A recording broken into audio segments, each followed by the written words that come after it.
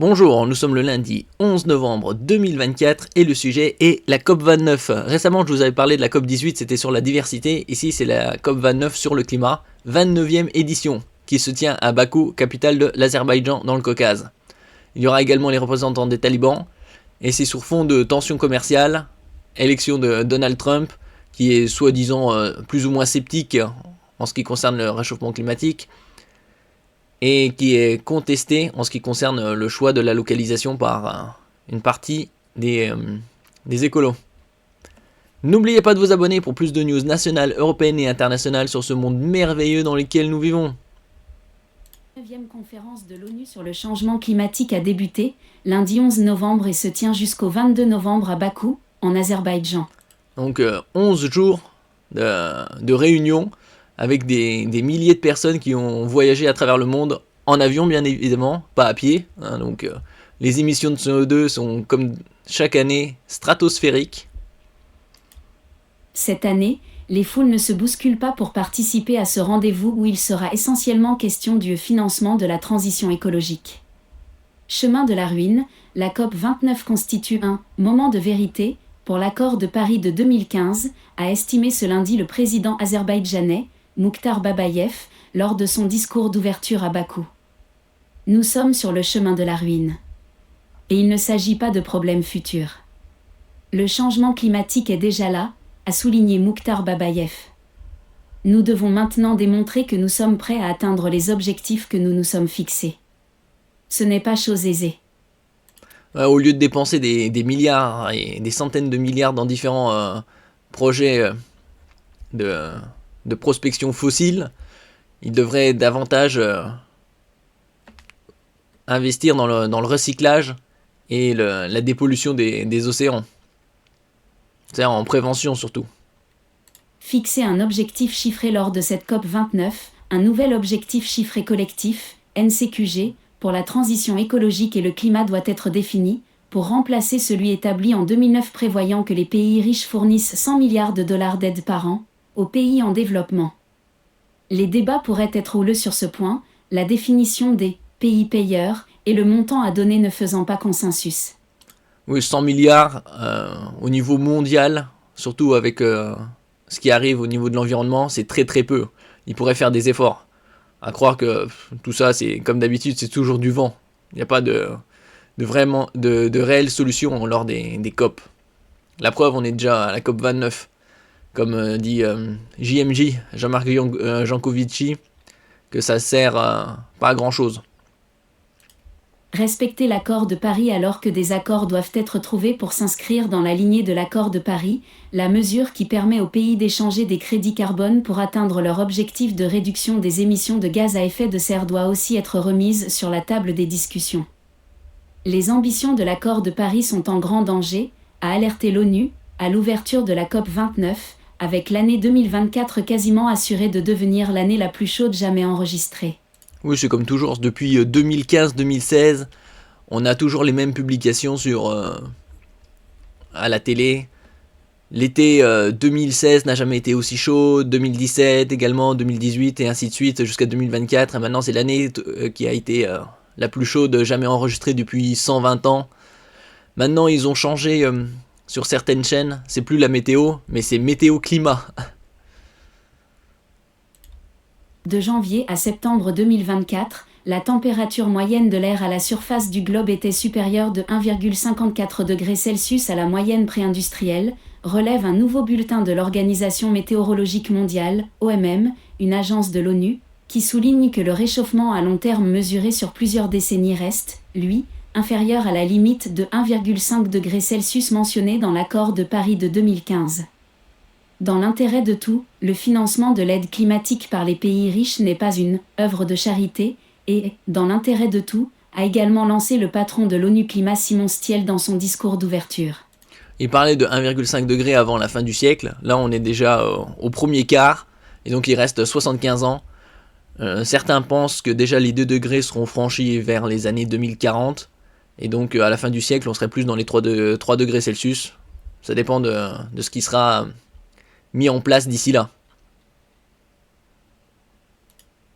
Il faut renoncer à l'idée que le financement de l'action climatique est une œuvre de charité.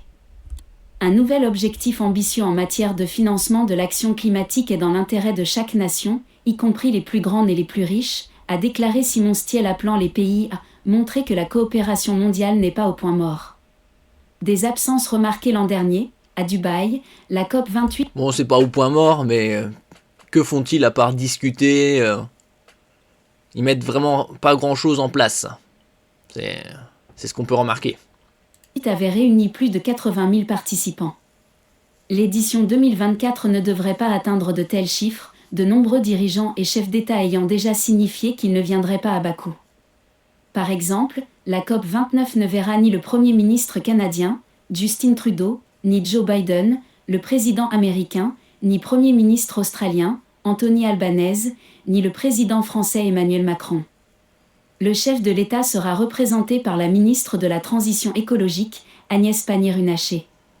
Le chancelier allemand Olaf Scholz a aussi fait savoir qu'il ne serait pas présent et il n'y aura pas non plus la présidente de la Commission européenne, Ursula von der Leyen. De toute façon, avec AFP. De toute façon, qu'est-ce que ça aurait apporté que tous ces dirigeants se déplacent, à part envoyer des centaines de tonnes de CO2 dans l'atmosphère, ça aurait rien changé. C'est juste plus de pollution pour boire le thé entre eux pendant une douzaine de jours.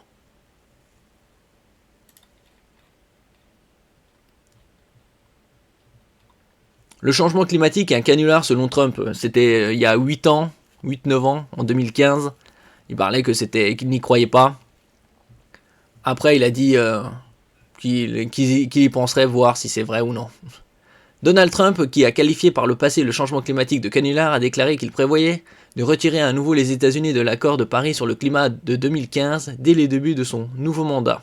Donc le nouveau mandat aura lieu le 20 janvier, le jour de l'investiture. Et ses conseillers politiques ont suggéré de se retirer également de la Convention cadre des Nations Unies sur le changement climatique, ratifiée par le Sénat américain en 1992. Dans les années 92, dans ces années-là, c'était les conférences aussi sur Kyoto.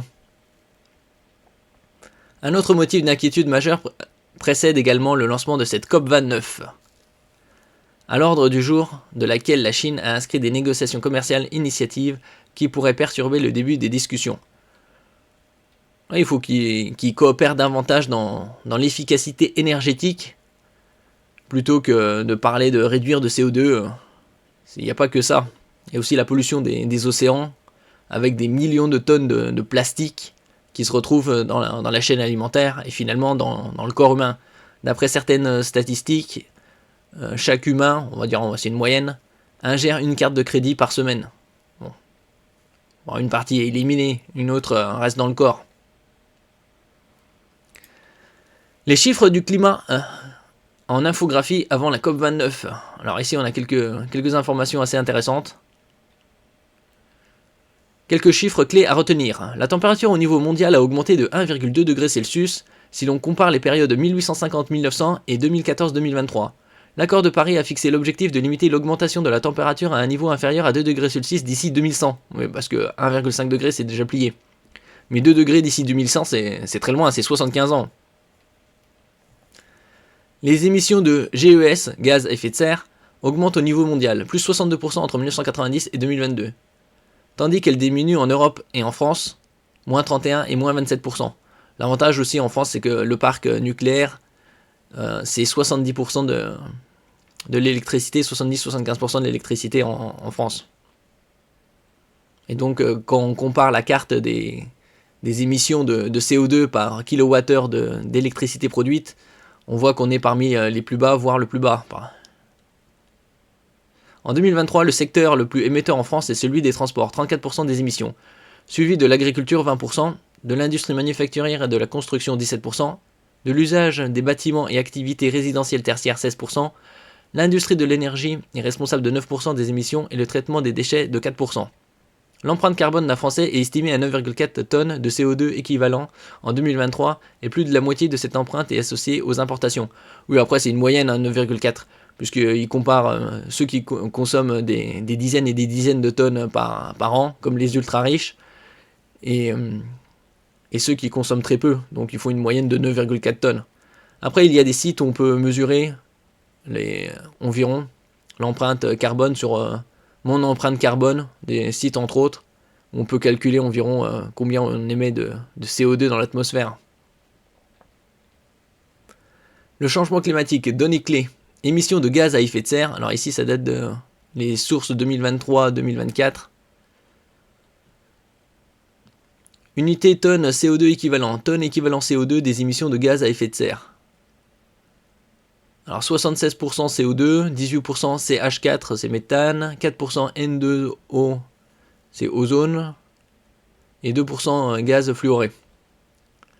Évolution 1990-2022. Monde, estimation Edgar. 53,8 gigatonnes, donc 54 milliards de tonnes de CO2 équivalent. Plus 62% au niveau du monde. Tandis qu'en Europe, c'est 3,4 gigatonnes, moins 31%, et en France, c'est 396 mégatonnes, ou millions de tonnes, moins 27%. D'un autre côté, entre 90 et 2022, la Chine est rentrée dans l'Organisation mondiale du commerce, OMC, aux alentours des années 99-2000, donc il y a à peu près 25 ans. Et on regarde chaque année, elle avait une croissance de plus de 10%. Actuellement, ça s'est tassé à 5,5, 6% de croissance. Objectif climatique, limiter la hausse des températures. Objectif 2100, alors c'était 1850-1900, inférieur ou égal à 2 degrés Celsius. Réduire les émissions de gaz à effet de serre, objectif 2030. En 1990, par rapport à 2030, c'est moins 55%. Pour l'Union Européenne, et la France, c'est moins 50%. Actuellement, on est déjà à moins 33 et moins 27. Bon, il y a encore un peu d'effort à faire puisqu'il reste 5 ans. Comparaison internationale. Émissions de gaz à effet de serre par habitant. Tonnes équivalent CO2 par habitant. Alors 1990, 2022. Les États-Unis sont passés de 24,7 à 18. Alors que la Chine, elle est passée de 3,6 à 11,1. D'un autre côté, elle a eu une croissance à 2 chiffres pendant pas mal d'années. Un tiers des produits manufacturés dans le monde viennent de Chine. Donc, Union Européenne, 11,7, c'est passé à 8. Union Européenne des 27. La France de 9,3 à 6,5. L'Inde, 1,7, c'est passé à 2,8. Et le monde, en moyenne, 6,3 à 6,8. Émissions de gaz à effet de serre rapportées au PIB, produit intérieur brut. Tonnes équivalent CO2 par million de dollars 2017. 1990, 2289 pour la Chine, et en 2022, 601. Faut dire que la Chine, c'est maintenant la deuxième, bientôt peut-être la première puissance mondiale en termes de PIB, d'ici 2030-2035 environ. L'Inde de 907 à 391, le monde de 647 à 386, États-Unis 610 à 279, Union européenne des 27 425 à 175 et la France 276 à 142. Et donc le zéro carbone à 2050, dans 25 ans, ça va être assez compliqué de tenir cette date. Ce sera probablement peut-être 2055-60, faut voir. Ici on a une évolution aussi des émissions de gaz à effet de serre par secteur, on avait cité précédemment. Empreinte carbone des Français en 2021, 24% de l'alimentation, 23% de l'habitat, 22% de déplacement, 12% administration, santé, éducation, 11% équipement, 8% autres services, sport, loisirs, ainsi de suite.